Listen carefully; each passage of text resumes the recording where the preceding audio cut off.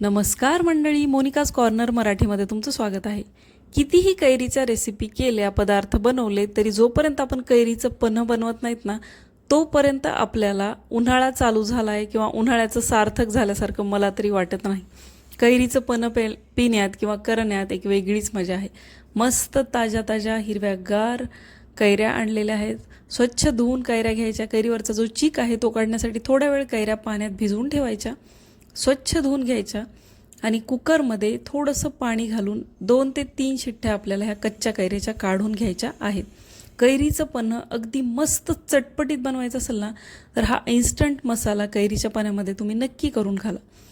1 चमचा जिरे, 2 ते 3 चमचे धने आणि 10 ते 12 बेडगी मिरची. कमी तिखट मिरची वापरायची. तिखट मिरची असतील तर 2 ते 3च घाला आणि मस्त खमंग खरपूस याचं मॉइश्चर जाऊपर्यंत याला आपल्याला भाजून घ्यायचं आहे आणि मिक्सरच्या भांड्यात घालायचं आणि जाडसर याची आपल्याला पावडर करून घ्यायची आहे. आता हा मसाला जो आहे तो दरवेळी आपण पन्हं बनवताना एक अर्धा चमचा किंवा पाव चमचा जेवढा आपण पन्हं बनवतोय त्याच्यासाठी घालायचा. यामुळे काय होतं ना, पन्ह्याची चव अगदी छान लागते. सगळा मसाला एकाच वेळी वापरायचा नाही. मी बनवून ठेवला आहे. दरवेळी पन्हं बनवली की हा मसाला मी घालते.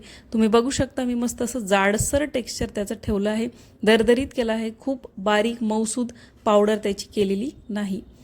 कैऱ्या आपल्या शिजून तयार आहेत. कैरीचा गर आपल्याला काढून घ्यायचा आहे. थोड्याशा थंड झाल्या की या प्रकारे कैरीच्या सालीचा आणि कोईचा आपल्याला गर काढून घ्यायचा आहे. तुम्ही बघू शकता मस्त पूर्णासारख्या या कैऱ्या आपल्या शिजून तयार आहेत.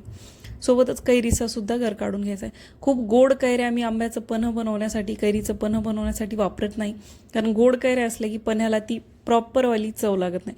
थोड्याशा आंबटच कैऱ्या पन्ह्याला वापरायच्या आणि खूप जास्त आंबट पण वापरायचे नाही. त्यासाठी मग साखर किंवा गूळ आपल्याला जास्त वापरावा लागतो.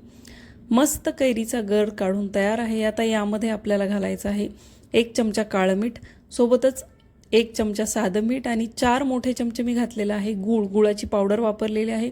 तुम्ही साधा गूळ आपला कापून किंवा किसून गूळ वापरला तरी चालेल किंवा साखर वापरली तरी चालेल. मस्त मऊसूद अशी पेस्ट तयार आहे. आता आपल्या चवीनुसार, आवडीनुसार यामध्ये पाणी घालायचं.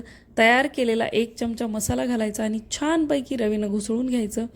असं चमचमीत मस्त चवीचं आंबट गोड पन्हं तयार होतं ना, की मी काय सांगू तुम्हाला. अगदी बघता क्षणी तोंडाला असं पाणी सुटतं. तुम्ही बघू शकता अगदी मस्त आपलं टेक्स्चर तयार झालेलं आहे.